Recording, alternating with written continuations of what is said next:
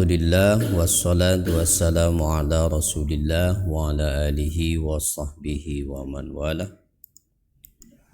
Subhanaka la ilma lana illa ma 'allamtana innaka antal alimul hakim. Wala hawla wala quwwata illa billahil aliyyil azim. Allahumma aftah lana hikmataka wanshur alaina rahmatak min khazaini rahmatika ya arhamar rahimin.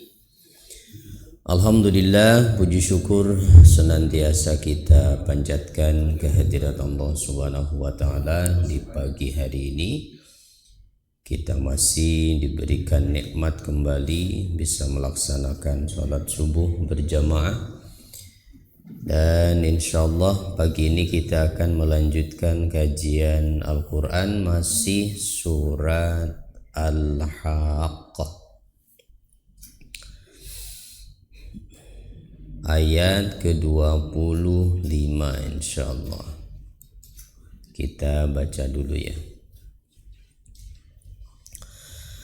A'udzu billahi minasy syaithanir rajim.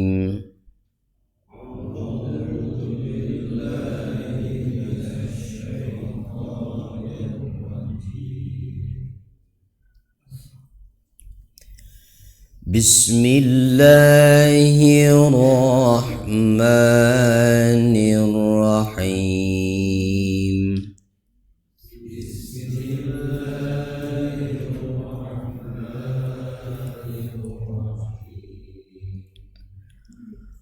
Wa amma man utiya kitabahu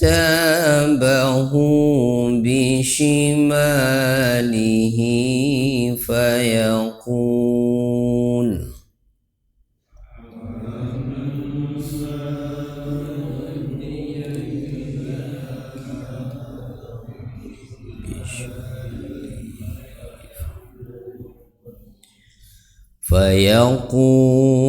ya laitani lam uta kitabiyah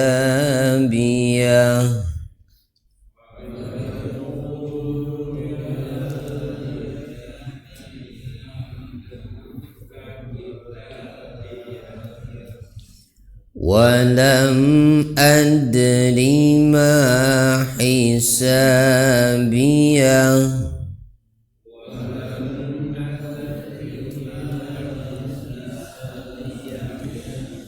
ya laitaha kanatil qadiyah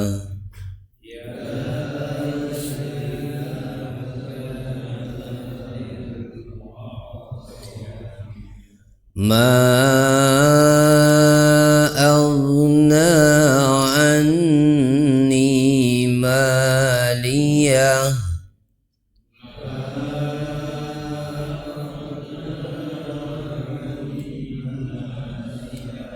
halaka anni sultaniyah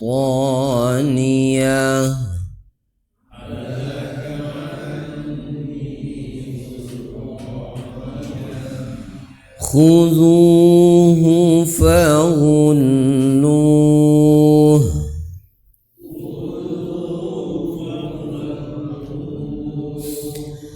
thumma al-jahima salluh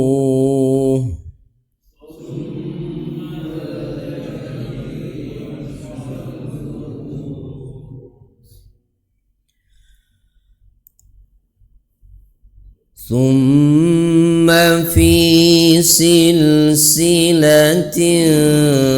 zar'uha sab'una zira'an fasluquh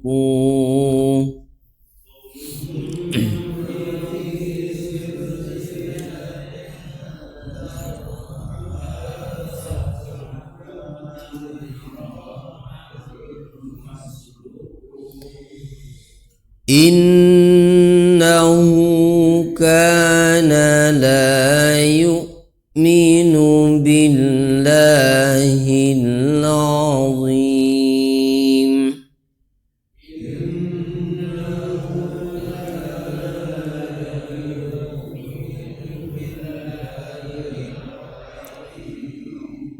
ولا يحض على طعام المسكين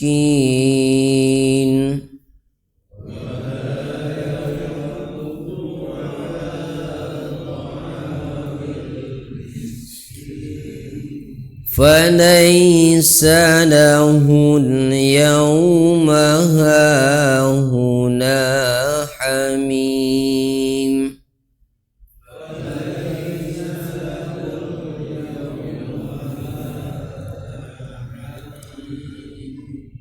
ولا طعام إلا من غسلين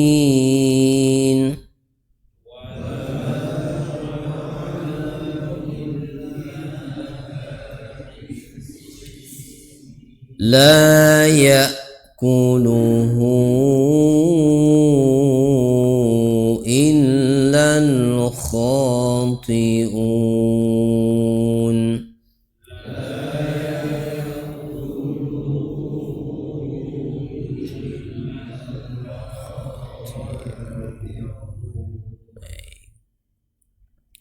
sampai ayat 37 ya.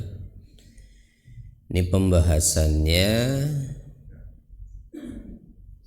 kalau kelompok ayat sebelumnya itu tentang orang yang diberi catatan amalnya dengan atau melalui tangan sebelah kanan ya.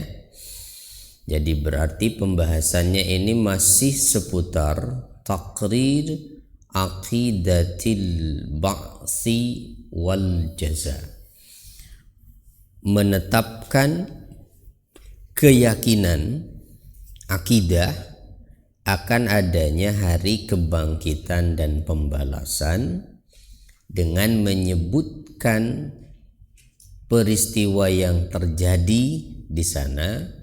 Itu yang salah satunya yang sudah disebutkan pada kelompok ayat sebelumnya adalah ada orang yang diberi catatan amalnya dengan tangan kanan, serta apa yang mereka peroleh ketika menerima catatan amalnya dengan tangan kanan. Tempat mereka adalah surga. Nah, maka kelompok ayat yang barusan kita baca ini adalah menyebutkan tentang orang yang menerima catatan amalnya dengan tangan kiri ya, dengan tangan kiri. Jadi wa amma man utiya kitabahu bishimalih, dan adapun orang yang diberikan kitabahu kitabnya, yang dimaksud kitab di situ adalah catatan amal dirinya, bishimalihi dari sebelah kirinya. Dari sebelah kiri itu bahkan dalam tafsirnya ya mengerikan Pak ya. Kalau lihat tafsirnya mah bukan hanya menerima dengan tangan kiri, tetapi tulwa yaduhul yusra min sadrihi khalfa zahri. Jadi tangan kirinya itu katanya jadi diputar ke dada dan muncul dari punggungnya, lalu diberikan catatan amalnya melalui belakang itu. Ada juga yang mengatakan tunza'u yaduhul yusra min sadrihi ila khalfi zahri. Sama demikian ya. Jadi bukan menerima dengan tangan kiri dari depan begitu ya. Dari belakang. Simbolnya begitu. orang-orang yang akan celaka itu ya. Jadi ketika amalnya buruk itu ya otomatis berarti ketika catatan amal itu di dalamnya adalah catatan-catatan keburukan, maka pelakunya akan menerima catatan amal itu dengan tangan sebelah kiri. Jadi nggak bisa milih, memang bukan keinginan sendiri. Itu satu pertanda untuk mereka.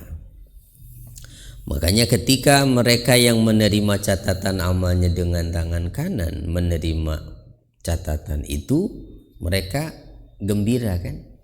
Ha umuqra'u kitabiyah, mari baca catatan amal saya ini. Senang mempertunjukkan pada yang lain. Nah, bagaimana dengan yang menerima catatan amal dengan sebelah kiri ini? Nah, bagaimana sikap mereka ketika menerima ini? Fayaqulu, dia mengatakan apa? Ha umuqra'u kita lam uta kita ya fayaqulu ya laitani lam uta kitabiyah. Kalau ha umuqra'u kitabiyah itu pernyataan yang menerima catatan amal dengan tangan sebelah kanan. Nah, kalau yang menerima catatan amal dengan sebelah kiri mengatakan alangkah baiknya jika aku tidak diberikan kitabku ini. Nggak mau. Kenapa? Ya tahu isinya seperti apa dan akibatnya mau seperti apa. Jadi orang-orang yang melanggar agama, orang-orang yang tidak percaya dengan akhirat, orang-orang yang tidak beriman kepada Allah, pada akhirnya nanti di akhirat saat mereka dibangkitkan, mereka akan bertobat. Mereka sadar kalau mereka itu salah. Ya cuma kan percuma. Tidak ada artinya. Itu. Tidak ada gunanya. Termasuk di surat Al-Qalam sudah lewat ya. Bahwa mereka yang tidak beriman itu pun ingin menunjukkan kalau mereka juga taat. Pada saat Allah memerintahkan manusia untuk bersujud, orang-orang beriman bersujud, orang-orang kafir pun berusaha ingin sujud, tapi nggak sanggup. Fala yastati'un, nggak sanggup. Kenapa? Allah jadikan tulang punggung mereka satu kan waktu itu. Keterangannya begitu tuh. Surat Al-Qalam udah lewat itu. Fala yastati'un. Mereka tidak sanggup lagi untuk sujud padahal sangat ingin bersujud. Nah, dulu waktu di dunia mereka juga diseru untuk itu, dan saat itu wahum salimun, mereka selamat sehat, tulang punggungnya masih gampang dibawa ruku, diajak sujud karena masih beruas-ruas, lentur, tapi malas, nggak mau, berat begitu. Nah, ini kan juga menjadi peringatan berarti ya, yang ngaku Islam tapi masih malas sholat gitu. Karena kata Nabi yang membedakan muslim dengan kafir itu adalah sholat. Kalau sampai nanti di akhirat dia nggak diakui sebagai muslim, ya berarti nasibnya sama kayak mereka gitu. Yang membedakan muslim dengan kafir itu adalah sholat. Aku muslim nggak mau sholat, ya sama aja berarti ya. Begitu. Jadi makanya mumpung nih itu Allah masih beri kita kesehatan, ya tubuh yang normal, masih mudah untuk berjalan, ruku, sujud, jangan malas ya, jangan malas. Nah, jadi mengatakan ya laitani lam uta kitabiyah. Dia berharap agar tidak menerima catatan amal itu. Itu mendingan gak menerima lah katanya. Berarti sama seperti anak siswa yang menerima rapotnya merah semua. Adalah dengan nggak usah diambil deh. Malu diambil juga. Itu boro-boro mau pamer sama orang tua, kakek neneknya. Malu deh. Itu di dunia, ya, itu di dunia. Ya nanti di akhirat rapot kita akan diberikan semuanya. Jadi salah satu di antara rangkaian kejadian di akhirat itu berarti salah satunya adalah diberikannya buku catatan amal. Buku catatan amal yang sampai hari ini catatan amal kita terus ditulis berarti. Karena ada 2 malaikat yang ditugaskan Allah dah. Tuma yalfizu min qaulin illa ladaihi raqibun atid. Tidaklah terucap satu perkataan pun melainkan pada perkataan itu ada malaikat yang mengawasi dan selalu mencatat. Jadi setiap kata yang keluar dari lisan kita tercatat, setiap perbuatan yang kita lakukan tercatat, tidak ada yang akan luput dari catatan malaikat itu. Begitu. Jadi gimana dong caranya supaya catatan-catatan keburukannya itu nanti nggak kelihatan? Kan kalau masih ada catatannya berarti kita akan mempertanggungjawabkan itu. Satu kesalahan saja sudah cukup itu untuk menjadi alasan kita masuk neraka. Nah, jadi supaya catatan-catatan buruknya itu tidak tampak lagi, gimana caranya? Menghapusnya gimana? Ya tobat, Pak. Ya tobat. Nah makanya tobat itu perlu, ya. Sebelum nanti menyesalnya di akhirat. Jadi sekarang sesali itu kesalahan-kesalahan itu, ingat kesalahan yang pernah kita lakukan. Kalau kesalahan mah walaupun sekali perlu diingat terus, karena belum ada jaminan bahwa kita diampuni. Ya, terus saja minta ampun. Itu. Kalau kebaikan tidak perlu diingat-ingat, karena belum tentu juga dapat pahala dan diterima. Iya.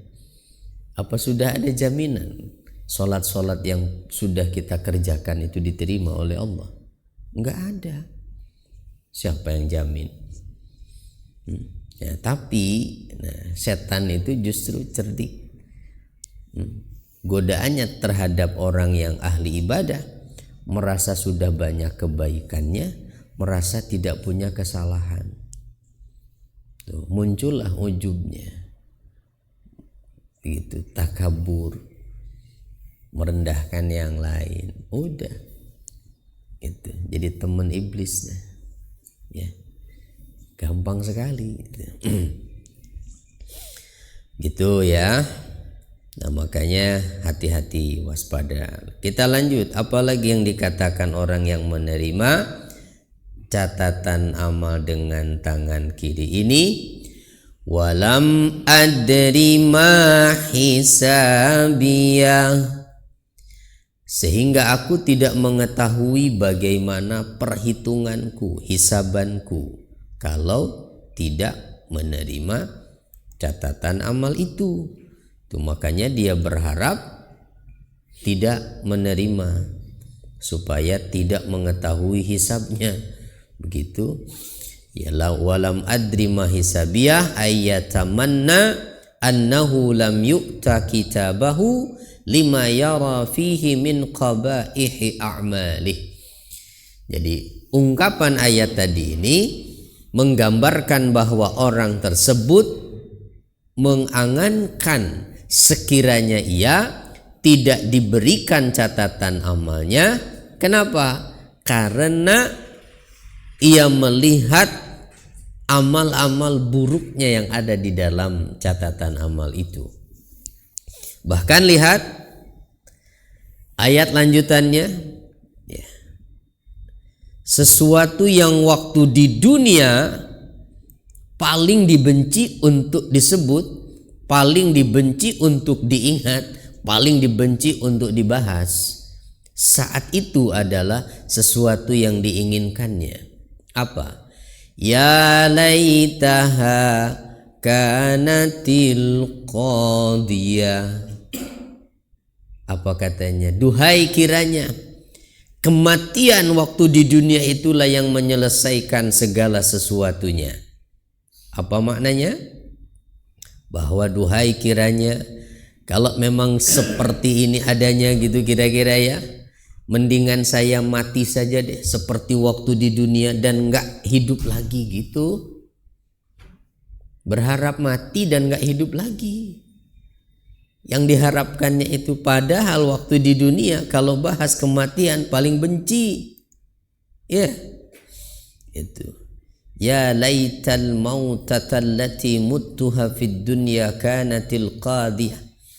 Itu duhai kiranya kematian yang pernah ku alami di dunia itu, itulah yang menyelesaikan segalanya. Nggak mau, nggak berharap hidup lagi. Ya, pengen mati aja. Jadi qadiyah itu mautun la hayata ba'dah. Kematian yang tidak ada lagi kehidupan setelahnya. Jadi ia berharap bahwa ia tidak dibangkitkan untuk dihisab.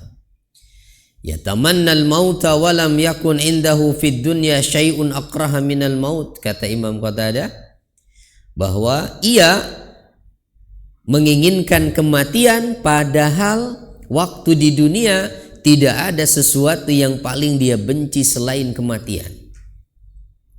Tapi saat itu berharap mati saja katanya. Ya, mati saja ketika ternyata ya, dia tahu ternyata hari kebangkitan itu ada, hari pembalasan itu ada, diberikan catatan amal itu ada, semuanya menjadi fakta, bukan cerita, bukan dongeng. Ya kalau sekarang masih leluasa orang mengingkari, menginjak-injak Quran sekalipun, nggak percaya dengan isinya, silahkan. Gitu, nggak akan terjadi apa-apa kok. Sampai Quran dibakar pun gitu. Nggak ada kan, kita nggak pernah dengar begitu. Kalaupun ada mungkin jarang sekali yang menunjukkan kebenciannya dengan Islam, dengan ajarannya, dengan Al-Quran itu. Nggak ada tiba-tiba turun azab begitu. Kenapa? Ya karena umat Nabi nggak seperti umat-umat yang dulu. Allah nggak akan turunkan azab selama Nabi masih hidup, dan Allah nggak akan pernah turunkan azab selama masih ada yang mau istighfar, mohon ampun pada Allah. Bahkan mereka yang menentang pun masih terus dikasih kesempatan hidup gitu. Siapa tahu mungkin nanti di ujung umurnya dia sadar, dia tobat gitu. Ya kalau sampai akhir hayatnya nggak tobat-tobat juga ya tunggu gitu. Perhitungannya nanti di akhirat begitu Pak. Makanya jangan tertipu. Itu jadi ujian buat orang yang beriman, bahwa banyak orang-orang yang dalam hidupnya menunjukkan ketidaktaatan dalam agama tetapi mendapatkan bagian dunia lebih dari mereka yang taat. Bahkan yang kafir mungkin lebih leluasa hidupnya daripada yang beriman. Nggak terikat dengan aturan halal haram. Ya jangan tertipu dengan itu. Keleluasaan hidup di dunia itu tidak menunjukkan bahwa Allah ridho dengan mereka. Ingat ya, ada namanya istidraj. Pemberian yang diberikan dengan tidak adanya keridhaan, dan itu sengaja diulur supaya semakin jauh dalam kesesatan. Nauzubillah. Ya, nauzubillah. Nah, jadi hati-hati ketika kita melakukan maksiat atau dosa tetapi tidak ada sesuatu yang terjadi pada diri kita, atau bahkan misalnya dunianya semakin tambah, hati-hati. Itu bukan berarti Allah ridho. Itu bukan satu keberkahan. Itu ketika meninggalkan sholat, keuntungan makin nambah. itu bukan berkah, itu azab. Ketika buka aurat, jobnya makin nambah. Waktu pakai kerudung nggak ada job itu, buka kerudung banyak jobnya. Itu bukan berkah, itu azab. Ya, hati-hati, istidraj namanya itu.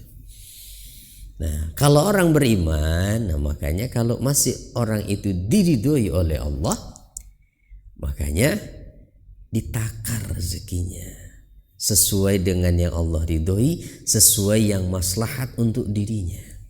Nah, gitu kalau orang beriman mah. Ya. Sehingga ketika berbuat salah pun itu ada efek pada rezekinya. Berasa begitu. Supaya dia sadar. Ya, makanya ada hadis mengatakan bahwa tidaklah seseorang itu dihalang rezekinya kecuali karena sebab dosa yang dilakukannya. Itu kalau dia orang beriman dan Allah masih sayang pada dia. Ketika berbuat dosa ditunjukkan begitu, supaya sadar. Nah, beda dengan yang mendapatkan istidraj tadi. Jangankan berbuat dosa, kafir sekalipun begitu, wah, dibuka gitu kesenangan dunia untuk mereka. Ya. Nah, makanya kalau buat orang yang beriman, ketika terjadi sesuatu yang tidak menyenangkan dalam hidupnya, yang dilakukannya apa? Introspeksi. Dosa apa yang saya lakukan? Istighfar buru-buru gitu, minta ampun pada Allah. Nah, gitu Pak. Ya. Baik. Jadi dia berharap mati saja katanya ya. Dan memang orang-orang yang tidak percaya dengan adanya hari kebangkitan kan meyakini bahwa kehidupan di dunia ini berakhir dengan kematian. Ya sudah, setelah itu jadi tanah dan tidak ada lagi kehidupan. Begitu. Walaupun di surah Al-Qiyamah, udah belum ya Al-Qiyamah ya? Belum ya? Itu dikatakan bahwa balil insanu yauma izim basirah walau alqa ma'azirah. Ya, atau di ayat yang sebelumnya bahwa ya nanti itu manusia ya akan bersaksi pada dirinya, itu artinya bahwa semua anggota badannya akan bersaksi dan bahwa hari kebangkitan yang didustakannya itu yang menjadi kenyataan, begitu, menjadi kenyataan. Walaupun waktu di dunia ia mendustakan itu, jadi nggak bisa mengelak lagi. Nggak ada alasan lagi. Terus apalagi lihat penyesalannya orang-orang yang diberi catatan amal dengan tangan kiri ini. Apa kata mereka? Ma agna anni maliya. Hartaku sekali-kali tidak memberi manfaat pada diriku. Baru tahu dia. Oh, ternyata begitu. Hartaku tidak ada gunanya lagi, ya. Padahal hartanya banyak. Hartanya banyak itu, rumahnya seperti istana, kendaraannya berderet mewah, uangnya numpuk, nggak ada serinya. Itu nggak habis-habis itu. Ya buat jajan itu. Kalau belanja nggak perlu pakai dihitung dulu ngambil uang itu, langsung aja, nggak takut itu mengeluarkan berapapun. Nanti nggak ada gunanya, ya tidak ada gunanya. Ya jangankan nanti di akhirat toh, ya ketika dia meninggal dunia saja apa berguna semua hartanya itu? Tidak, ya nggak ada gunanya. Maka ada satu kisah seorang ayah di mana dia ini orang yang kaya raya berpesan pada anaknya saat dia sakit, dan dia merasa bahwa umurnya tidak akan lama lagi. Nah, tolong ya, kalau nanti ayah sudah meninggal, ayah pengen dipakaikan kaos kaki bolong punya ayah itu. Walaupun kaos kaki itu sudah bolong gitu, tapi kata dia itu kenangan ayah gitu. Waktu belum sukses itu, tolong pakaikan ya. Ya, anaknya nggak banyak mikir apa-apa. Ya, akhirnya meninggal dunia. Setelah dimandikan, dikafani, ya anaknya pun mau melaksanakan wasiat bapaknya kan, memakaikan kaos kaki bolong. Ditegurkan sama ustadznya, jangan, ini nggak boleh. So pakai kaos kaki mayit. Hanya pakai kain kapan dah? Iya, kaos kaki bolong, kaos kaki baru juga nggak boleh. Nggak boleh. Aturan fikihnya begitu. Cukup kain kapan aja. Ya anaknya bingung, bapaknya wasiat begitu. Nah akhirnya nggak lama datang notaris. Ya, ada wasiat untuk kalian dari bapak kalian katanya. Ya, dia bawa satu map itu. Ternyata isinya sebuah surat. Gitu. Nasihat untuk anak-anaknya. Nah, pasti kalian saat ini sedang bingung. Karena kalian nggak boleh memakaikan kaos kaki bolong itu. Ya. Ketahuilah nak, katanya ya, harta bapak memang banyak, tapi saat bapak sudah tidak ada lagi di dunia ini, jangankan barang mewah, kaos kaki bolong saja nggak ada gunanya. Itu pesannya yang mau disampaikan itu. Ya. Jadi jangankan hartanya yang mewah, uangnya yang banyak, kendaraannya yang mewah itu, kaos kaki bolong aja udah nggak ada gunanya, nggak boleh kan. Samak butut itu, tikar butut ketinggalan dikubur juga nggak ditinggal, dibawa pulang, nggak boleh, gitu. Ada di kuburan. Nah itulah ya, ma'agna anni maliyah, ternyata hartaku tidak berguna saat ini. Ya. Ya mudah-mudahan kita jangan termasuk orang-orang yang menyesali dan baru menyadari itu nanti setelah kita tidak ada. Ya, makanya jadilah orang kaya yang cerdas.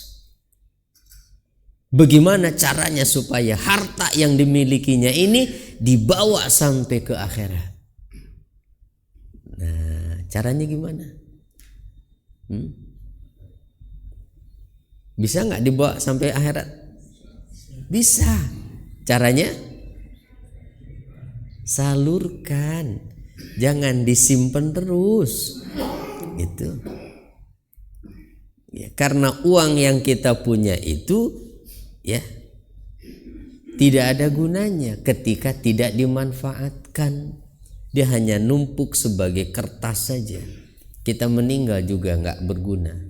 Ya, kecuali untuk membayar pengurusan jenazah kita dan membeli lahannya mungkin. Ya. Kalau pengen yang mewah makan mahal juga itu. Itu. Pengen dikubur dapat yang posisinya bagus ya, mahal kan? Nah, iya. Nah, jadi caranya supaya harta itu kita bawa sampai ke akhirat, segera manfaatkan. Ya, segera manfaatkan ya, untuk sedekah, untuk infak fisabilillah, ya, untuk wakaf. Nah, itu yang akan kita bawa ke akhirat itu. Nanti kita akan temukan dalam bentuk pahala. Ya. Nah, pahala. Insyaallah. Nah, jadi bukan berarti bahwa ketika orang ini mengatakan kekayaanku tidak berguna lagi, hartaku tidak berguna lagi, kan ini bukan berarti kita nggak boleh jadi orang kaya. Ya, tapi jadilah orang kaya yang sadar bahwa yang harusnya jadi tujuan bukan harta itu, bukan uang itu, tapi jadikan itu jembatan untuk kita meraih kebahagiaan akhirat. Nah, jadi kalau semuanya sadar akan itu nggak akan banyak masjid yang terbengkalai itu, lama selesainya. Ya, cepet tuh kalau orang kayanya pada sadar mah. Itu langsung kesempatan ketika ada yang bangun masjid itu. Kalau perlu ya satu orang menyanggupi, saya akan menyelesaikan masjid ini. Wah, keren itu ya. Cuman jarang yang begitu. Ya, jarang. Jadi dia borong tuh berarti pahalanya ya. Borong pahala itu. Gak apa-apa Pak. Memang gak akan jadi terkenal gitu, terus viral ya. Gak apa-apa gak viral di dunia mah. Yang penting dikenal oleh malaikat Pak. Baik, ya kita lanjut lagi. Nah, setelah harta dia sesali ternyata gak ada gunanya, apalagi halaka anni sultaniya. Apa katanya? Kekuasaanku telah hilang dariku. Sultan itu artinya kekuasaan. Tapi bukan hanya kekuasaan, ada makna lain dari sultan. Memang makna asalnya sultan itu adalah kekuasaan. Jadi sultan itu artinya berarti penguasa, begitu ya, orang yang berkuasa. Itu sultan, tapi suka diidentikan dengan orang kaya ya. Iya. Kenapa? Ya mungkin karena di dunia ini yang bisa berkuasa ngatur-ngatur ya orang kaya. Ya Pak. Ya nggak perlu punya jabatan, banyak duit aja gampang Pak. Ya kita bisa ngatur hakim, bisa ngatur jaksa. Ustadz juga bisa diatur sama dia. Nah, jangan ngomong macam-macam nih, tuh udah beres dah. Itu jadi punya kuasa dia dengan harta itu. Nah nanti nggak bisa Pak. Yo, masa iya Rokib Atid kita sogok, udah ya hapus ya nih catatan sama saya. Nggak ada, nggak berguna nanti. Itu Zabaniyah juga nggak terima suap. Tuh, penjaga neraka itu. Itu nggak bisa dilobi Pak, karena bukan manusia. Makanya di ayat lain Allah menyatakan bahwa wa ma ja'alna itu ashaban nari illa malaika, dan tidak kami jadikan penjaga neraka itu kecuali malaikat, bukan jin dan manusia. Kenapa? Takutnya kalau ada manusia yang dijadikan penjaga neraka nanti punya belas kasih. Ada temennya, ada kerabatnya dimasukkan ke situ, tolongin sama dia. Makanya yang dijadikan penjaga neraka adalah malaikat. Gitu. Ada berapa jumlahnya? 19. Udah ya? Udah lewat ya itu ya? Belum. Nanti akan ketemu Pak. 19 Pak. Ya. Dikit dong ya? Hah? Ya 19 itu bukan jumlah totalnya. 19 itu koordinatornya itu. Anak buahnya banyak, gak terhitung ya.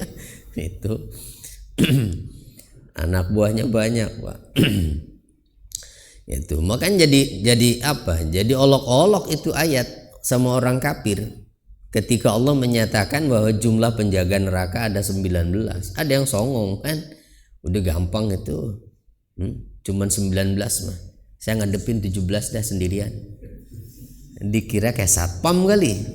Iya. Ternyata bukan jumlah total itu 19 ya.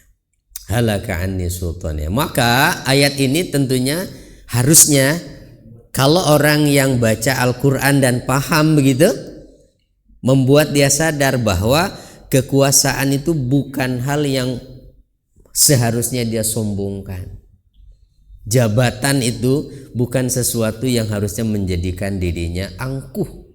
Kenapa? Di akhirat nggak ada gunanya itu. Ya, nggak ada gunanya. Kalau di dunia mah kan, wah, menjadi satu hal yang kita banggakan, bahkan rebutan toh untuk dapat jabatan itu. Iya, sampai rela berkorban kan? Nah iya. Sekarang itu untuk jadi pejabat itu tanya modal, Pak, bukan tanya keahlian. Bisa apa? Gak penting bisa apa, punya uang berapa. Nah itu. Iya toh? Nah iya. Gitu. Punya uang berapa, modalnya berapa gitu. Pengen nyalon jadi kepala desa juga butuh modal itu. Itulah dunia, Pak. Itulah dunia. Nanti mah nggak akan ada gunanya. Di dunia mah bangga kita, ya bangga gitu. Kita bisa mengenakan pakaian yang lengkap dengan atributnya tuh kayaknya jadi gagah itu ya. Itu jalannya udah beda itu. Di depan temannya yang cuma pengangguran apalagi. Wah. Tapi di akhirat, jangankan di akhirat, Pak, ya di dunia juga kan. Mungkin pada saat kita berangkat haji atau umroh, coba siapa yang bisa membanggakan pakaian kebesarannya? Nggak ada, dicopot semua kan. Yang di sini dia polisi, yang di sini dia jenderal, yang di sini dia pegawai negeri, itu dengan pakaian dinasnya. Emang dibawa waktu umroh dipakai gitu? Enggak kan? Waktu haji lepas semua, semuanya pakai kain ihram. Nah itu tuh isyarat itu sebetulnya. Ya, haji umroh tuh makanya menggambarkan nanti di mahsyar itu udah nggak ada lagi semua atribut dunia itu, nggak ada gunanya. Di dunia aja sudah digambarkan seperti itu. Ya nggak bisa ngotot-ngotot di sana ya, nggak mau desek-desekan sama orang itu hanya karena merasa dia itu lurah. Saya ini lurah loh. Tahu apa orang sono, saya bilang lurah juga nggak peduli kan. Gitu ya, nggak ada gunanya. Jangankan di akhirat, di dunia juga ya itu tidak selalu bisa kita andalkan loh jabatan itu. Nah sultan itu ya.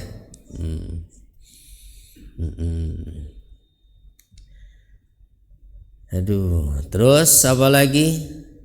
Nah, setelah itu kemudian Allah memerintahkan para malaikat, khuzuhu fagullu, tangkaplah orang itu, kemudian belenggulah dia. Khuzuhu fagullu, ya Allah, ya tangkaplah dia, lalu belenggu. Belenggu itu apa? Ikat itu berarti supaya nggak kabur tuh. Khuzuhu fagullu ay ijma'u yadahu ila unuqih. Nah, belenggu itu artinya apa? Satukan tangannya ke lehernya, itu dibelenggu namanya. Jadi ini tangan diikat di sini di leher. Ya Allah, nggak bisa apa-apa dong ya. Ya kayak tawanan-tawanan zaman penjajahan dulu itu. Ya, dirantai, diikat tangannya ke sini kan? Ya, seperti itu kira-kira. Summal jahima sallu. Kemudian masukkanlah ia ke dalam jahim. Summal jahima sallu. Masukkanlah ia ke dalam neraka jahim. Nah, ini salah satu dari tingkatan neraka. Ada namanya neraka jahim ya. Kalau secara umum neraka biasanya disebut jahanam, walaupun jahanam juga itu satu tingkatan. Kan ada tingkatan-tingkatannya, Pak. Ya, neraka itu sama seperti juga surga, ada tingkatannya. Nah, neraka ini ada yang paling atas itu jahanam tuh. Yang paling dekat dengan jembatan yang dibentangkan di atasnya di mana semua manusia akan lewat di situ. Ada sirat namanya. Ya. Itu jasrun mamdudun ala matni jahannam. Jembatan yang dibentangkan di atas jahanam. Jahanam adalah neraka yang paling atas itu. Ya. Kalau bisa lewat di atas jembatan itu ya selamat, berarti sampai ke surga. Kalau tidak, ya jatuh ke situ. Dan tidak ada jalan alternatif. Ya. Untuk bisa sampai ke surga gitu. Saya nggak mau lewat jembatan itu itu takut jatuh misalnya. Mau cari jalan tikus nggak ada, Pak. Nggak ada, harus lewat situ semuanya. Dan yang menentukan kita bisa melewatinya atau tidak adalah amal soleh kita, ya, ketakwaan kita. Harta nggak ada gunanya, kekuasaan nggak ada gunanya. Ya buktinya tuh orang yang kaya, orang yang berkuasa, kalau dia tidak beriman, tidak taat pada Allah, akhirnya ditangkap, dirantai, lalu dimasukkan ke dalam neraka jahim. Summa fi silsilatin zar'uha sab'una zira'an faslukuh. Lalu belitlah dia dengan rantai yang panjangnya 70 hasta. Hasta itu apa? Hasta apa, Pak? Siku. Nih hasta itu dari pergelangan sampai siku. Nih hasta namanya.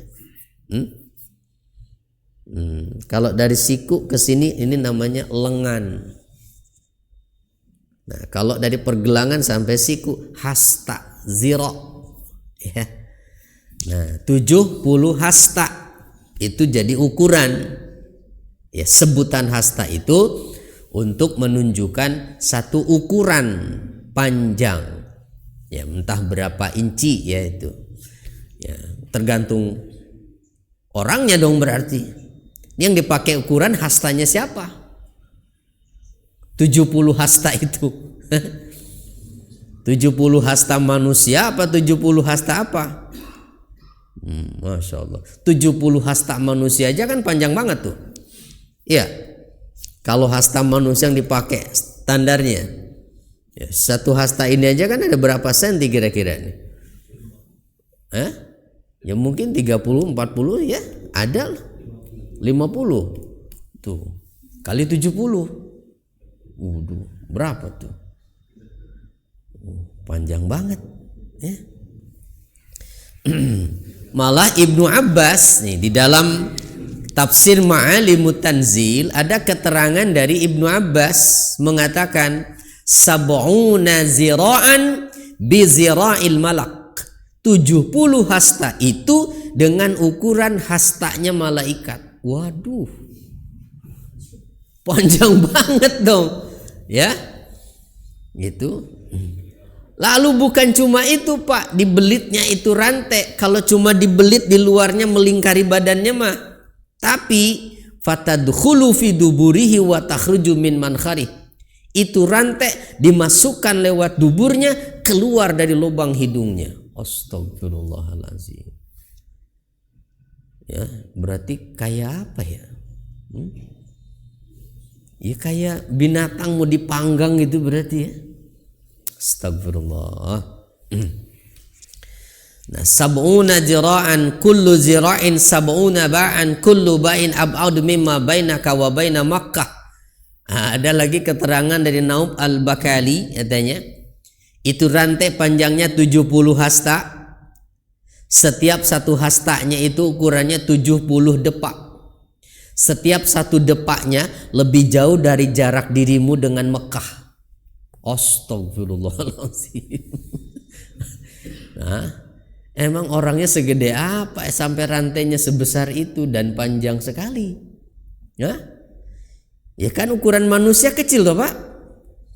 Ya kalau dirantai dengan rantai sepanjang itu banyak sisanya dong. Nah, ketahuilah bahwa nanti ketika manusia masuk surga ataupun neraka, maka ukuran badan kita akan dirubah. jadi besar. Standarnya adalah ukuran nenek moyang kita, Nabi Adam. Untuk apa? Ya kalau yang masuk neraka supaya dia merasakan panasnya neraka itu. Ya kalau cuma ukurannya mini-mini kayak kita, itu kecil kan dibandingkan dengan umatnya terdahulu mah. Masuk neraka langsung hancur dong berarti. Itu nggak berasa itu. Nah, makanya dibuat besar nanti itu. Ya, itu. Jadi nanti patokannya adalah Nabi Adam tuh. Berapa meter Nabi Adam? Kan ada replika bajunya ada kan? Tuh, sekitar 30 meteran bajunya itu. Oh, tuh tinggi badannya berapa ya itu? Besar. Nah gitu, makanya nggak heran kalau kemudian rantainya seperti itu. Nah jangan terlalu dikaji lebih dalam lagi ya. Cukup kita membatasi pemahamannya yang disampaikan Quran aja. Kita nggak dituntut untuk meneliti lebih dalam lagi. Seberapa panjang sih sebenarnya rantainya, besarnya, gimana melilitnya. Itu kita nggak dituntut. Yang penting cukup percaya dengan apa yang disampaikan Quran. Nggak ada gunanya juga kalau sampai akhirnya malah jadi ragu. Ini kayaknya bualan aja nih, nggak masuk akal saya mah. Begitu nanti ujungnya. Ketika diteliti lagi, dipikirkan, gimana sih? Kayaknya nggak masuk akal nih keterangan Quran. Masa ada sih rantai 70 hasta begitu buat melilit manusia? Akhirnya nggak percaya. Makanya cukup terima dengan iman saja. Prakteknya nanti seperti apa itu manusia dililit oleh rantai yang panjangnya 70 hasta, serahkan pada Allah aja. Itu perkara gaib, kita nggak dituntut untuk meneliti itu. Ya, dan Nabi juga nggak pernah menjelaskan lebih detail tentang itu.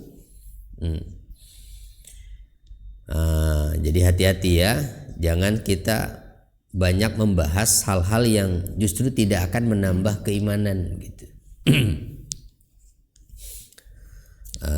Terus apa lanjutannya? Innahu kana la yu'minu billahil azim. Kenapa sini? Ini orang seperti apa dia ini? Innahu, sesungguhnya dia ini adalah orang yang tidak beriman kepada Allah yang maha agung, yang maha besar. Oh, berarti yang tadi itu adalah nasibnya orang kafir yang tidak beriman. Berarti yang beriman nggak begitu dong. Insya Allah, mudah-mudahan ya. Ya mudah-mudahan kita istiqomah sampai akhir hayat kita bisa menjaga iman itu. Ya, kan nggak ada jaminan, toh Pak, istiqomah. Ya, makanya minta terus ihdinas siratal mustaqim, terus aja minta kan. Tiap rakaat kita minta tunjukkan ke jalan yang lurus ya Allah, tunjukkan ke jalan yang lurus. Itu kan minta istiqomah maksudnya. Kita kan udah tahu jalan lurusnya. Islam ini adalah jalan yang lurus sampai ke surga. Tapi minta terus tiap rakaat. Artinya minta supaya diberikan istiqomah berada di jalan ini, ya. Berat tuh. Untuk istiqomah itu kan berat ya. Apalagi di zaman yang penuh fitnah seperti sekarang ini. Banyak sekali ujiannya tuh. Berat. Ayo, wala yahuddu ala ta'amil miskin, dan ia tidak pernah atau tidak menganjurkan memberi makan orang miskin. Dia tidak memberi dan juga tidak menganjurkan orang lain untuk memberi makan orang miskin. Begitu. Ya, kenapa orang miskin yang disebut? Ya karena memang mereka yang membutuhkan. Ya, mereka yang membutuhkan. Kalau ngasih makan teman-teman yang sama-sama kaya mah ya itu hanya hadiah saja dan belum tentu mereka butuh. Kalau ngasih makan orang miskin udah jelas mereka memang butuh, ya. Begitu. Falaisa lahul yauma hahuna hamim, maka tidak ada seorang teman pun baginya pada hari ini di sini.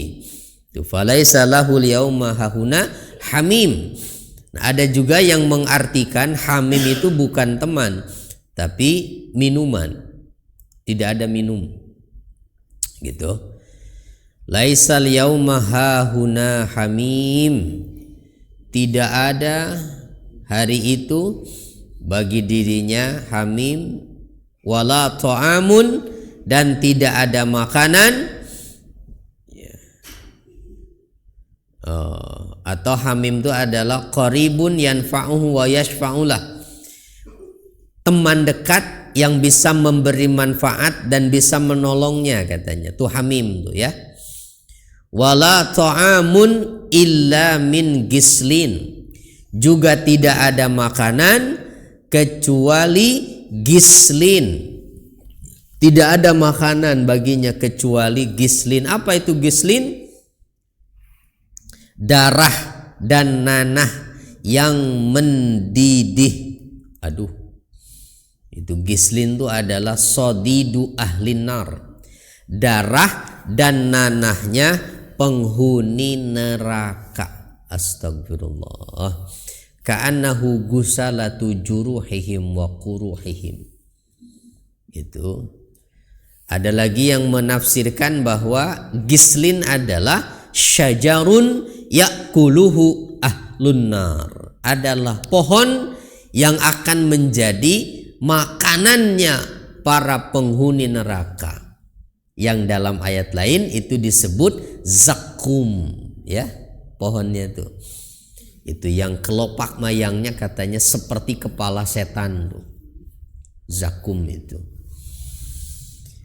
Aduh, la yakuluhu illal khati'un, tidak akan memakan pohon itu atau gislin tadi kecuali orang-orang yang berdosa. Ya, tidak akan memakan buah atau makanan itu kecuali orang-orang yang berdosa. Aduh. Berdosa yang dimaksudnya adalah yang kafir itu tadi. Al-khati'un itu ay al-kafiru, orang-orang yang kafir. Kalau yang beriman gimana? Ya mudah-mudahan sih nggak sampai ke neraka dulu ya. Nggak sampai ke neraka dulu lah. Kita pengennya langsung ke surga ya. Ya, kita lihat kesimpulannya apa yang bisa kita ambil sebagai pelajaran dari ayat 25 sampai 37 ini. Yang pertama, menetapkan akidah adanya hari kebangkitan dan pembalasan. Jadi nggak ada alasan lagi.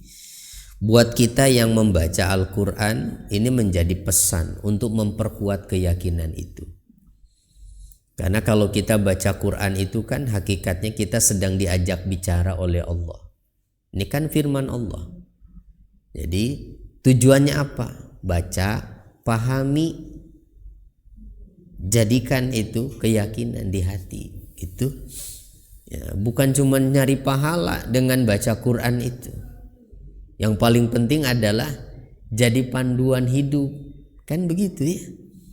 Jadi pahami yang dibaca itu. Ambil pesannya. Oh, makin kuat keyakinan kita dengan akhirat. Sehingga makin semangat berbuat baik, makin takut berbuat dosa, kan begitu buahnya itu.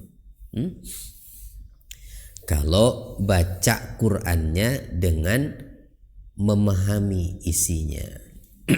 Kedua, harta benda dunia sedikit pun tidak berguna bagi pemiliknya pada hari kiamat nanti untuk menyelamatkan diri dari siksa. Tidak bisa, kan gak dibawa ke sana, gak ada gunanya lagi. Tidak ada, jangankan hartanya, bahkan sekedar untuk mengingat bahwa dia pernah senang itu gak bisa. Kan ada hadis di dalam Riyadhus Shalihin itu bahwa didatangkan orang yang paling senang hidupnya di dunia. Mungkin kalau digambarkan ini orang gak pernah susah. Seumur-umur sejak lahir sampai mati dia senang hidupnya. Gak pernah susah, tapi termasuk penghuni neraka. Ya karena gak taat pada Allah. Karena masuk penghuni neraka, dimasukkan ke neraka sebentar, dikeluarkan lagi, terus ditanya oleh Allah, Yabna Adam, hei anak Adam, apakah engkau pernah merasakan nikmat sebelum ini? Apakah engkau pernah senang sebelum ini? Jawab dia apa? Tidak ya Allah, saya gak pernah senang. Dia gak ingat kalau puluhan tahun di dunia itu gak pernah susah. Hanya sebentar saja masuk neraka. Begitu juga sebaliknya. Dihadirkan kata Nabi orang kedua, orang paling susah di dunia. Gak pernah senang hidupnya. Itu. Tapi dia termasuk ahli sorga. Dimasukkan ke sorga sebentar, dikeluarkan, ditanya, anak Adam, apakah engkau pernah susah sebelum ini? Apakah engkau pernah merasakan kesulitan? Jawabnya apa? Sama. Tidak ya Allah, saya gak pernah susah. Lupa udah penderitaan di dunia itu. Ya, gitu. Makanya nasib kita di akhirat nanti itu bukan ditentukan dari kaya atau miskinnya kita hari ini di dunia, tapi dari takwa atau tidak bertakwa kita. Ya, mau kaya mau miskin berarti yang penting bertakwa. Nah, insya Allah kita selamat nanti. Ya, lanjut lagi. Apalagi yang ketiga, peringatan terhadap sikap kufur kepada Allah dan para pelakunya. Keempat, menunjukkan besarnya dosa menolak kewajiban pada harta yang menjadi hak orang lain seperti zakat dan lainnya. Yang digambarkan tadi, disebutkan salah satu dosa orang tadi adalah la yahuddu ala ta'amil miskin. Nah, itu isyarat dari menolak kewajiban zakat. Hati-hati ya, yang punya harta benda itu jangan lupa zakatnya dikeluarkan. Oh cuma sampai 4 Pak, nggak ada lagi. Dah habis ya.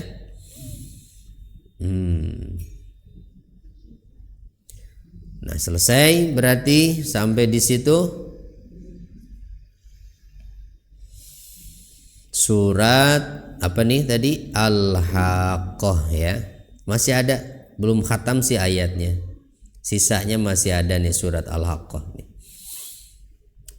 Cukup jelas kira-kira Bapak Ibu? Ya mudah-mudahan kita tidak termasuk orang yang diberi catatan amalnya dengan tangan kiri ya. Ya mudah-mudahan termasuk mereka yang menerima catatan amalnya dengan tangan kanan ya. Insya Allah. Mangga. Waalaikumsalam. Tadi yang membedakan antara yang beriman dan yang kafir adalah sholatnya. Nah, di sini sholat itu apakah sholat wajib atau sunnah? Karena mungkin kita sering melihat kalau sholat id itu kan banyak yang hadir ya. Kalau misalnya sholat apa yang diwajibkan mungkin sedikit sekali. Nah, terkait ini kewajiban pada saat meninggal. Apakah ini kelihatan dalam masyarakat itu ya? Apakah biarpun mungkin orang Islam bisa juga dikatakan kafir karena mungkin dia nggak sholat. Apakah ada kewajiban untuk mungkin menyolatkan? Yang pertama, yang kedua terkait dengan kehidupan kita kan mungkin beramal dan juga berbuat dosa, sehingga tadi disebutkan kita menerima buku catatan baik kanan beruntung, tapi kalau ke kiri itu rugi ya. Nah, apakah pada saat misalnya perhitungan itu kan ada yang bekerja yang buruk, ataukah pada saat kita yang kanan itu merupakan selisih dari yang baik di yang buruk yang jadi yang baik gitu? Mungkin itu. Maksudnya selisih itu lebih banyak gitu maksudnya. Iya. Jadi isyarat ke sana. Nanti kalau untuk selisih mah ada namanya timbangan amal kan. Nah, Mana yang lebih berat begitu. Sama itu juga mengisyaratkan bahwa lebih banyak kebaikan daripada keburukan. Kemudian berkaitan dengan orang yang tidak sholat tadi, itu yang ditanyakan sholat apa ya? Sholat wajib pastinya ya. Gitu. Sholat wajib yang membedakan antara muslim dan kafir itu adalah sholat.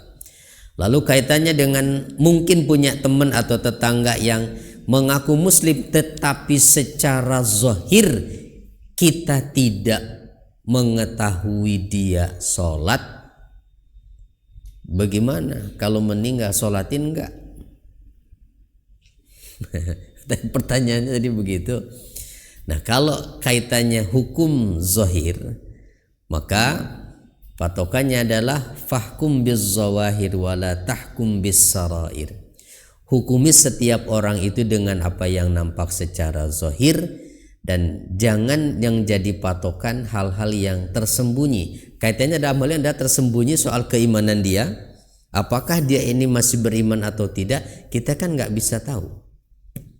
Apakah dia tidak sholatnya, kalau betul tidak sholat itu karena menolak kewajiban atau karena malas saja. Nah, kira-kira rata-rata yang ngaku Islam tapi nggak sholat itu, mereka menolak kewajiban sholat atau karena malas kira-kira? Malas kebanyakan mah. Tetap ngaku kok kalau nggak sholat dosa. Mengakui hatinya kalau nggak sholat itu dosa. Kenapa nggak sholat? Habis teman-temannya nggak sholat sih. Terpengaruh sama teman-temannya kan berarti. Jadi kebanyakan itu. Nah, kalau kita ketemu dengan orang yang seperti itu, maka ketika meninggal hukumnya apa itu orang? Ya tetap orang beriman. Tapi fasik, ya fasik. Kalau dianggap dia pelaku dosa besar karena tidak suka sholat, maka jenazah yang berdosa besar itu yang dicontohkan Nabi, tokoh pemimpin masyarakatnya tidak ikut menyolati dia, yang lain tetap ngurus gitu, menyolatinya. Begitu Pak. Sebagai bentuk hukumannya itu. Nabi tidak menyolati seorang sahabat yang melakukan bunuh diri dalam perang. Jadi dia ikut perang pengennya mati, nggak mati-mati. Stres, dia bunuh diri akhirnya. Orang ngira dia mati syahid. Oh, padahal Nabi dikasih tahu malaikat itu dia nggak mati syahid. Bunuh diri. Akhirnya Nabi menyuruh sahabat menyolati orang itu, tapi Nabi nggak ikut. Nah begitu caranya ya. Jadi kalau ada orang yang dianggap melakukan dosa besar, itu bukan terus nggak ada yang mau nyolatin. Kasihan kan keluarganya ya. Kalau secara zahir dia memang masih muslim, lihat KTP-nya, oh Islam kok gitu ya, kok nggak pernah kelihatan ke masjid ya, gitu misalnya. Ternyata KTP-nya Islam, kita nggak tahu kan, mungkin di rumah sholatnya atau ke masjid yang lain. Udah hukumi dengan fakta yang ada, data yang ada aja, berarti dia muslim. Ya hukumi muslim. Ya urusan hakikatnya hanya Allah yang tahu. Kalau dia ternyata pura-pura, mah ya begitu Pak. Ya, tetapi kalau dianggap memang udah diketahui masyarakat sekitar memang dia muslim tapi memang nggak pernah sholat, berarti kan pelaku dosa besar tuh. Ya seperti tadi caranya. Ya, jadi yang tokoh-tokohnya nggak usah ikut, gitu, menyolatinya. Termasuk yang bunuh diri kan Nabi juga tuh tadi yang bunuh diri itu dosa besar. Baik, ada lagi? Wallahu a'lam bishawab ya. Seperti itu Pak. Kita cukupkan dulu ya. Udah 6:30 nih.